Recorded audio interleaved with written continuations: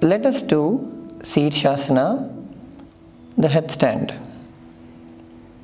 From Vajrasana, come to table.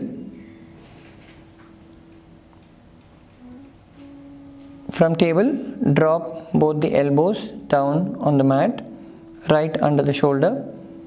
Interlock both the hands. Place the crown on the mat, supporting the back of the head with the palms. Tuck your toes and lift your knees up. Slowly walk forward, and when comfortable, raise one leg at a time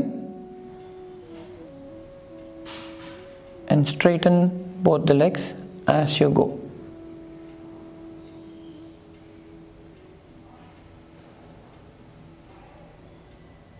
Tighten your core muscles for better stability and balance.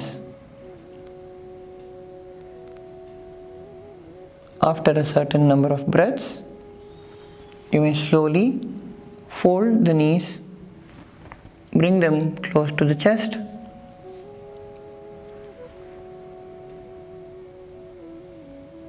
and slowly drop the toes down and relax in Sirsasana.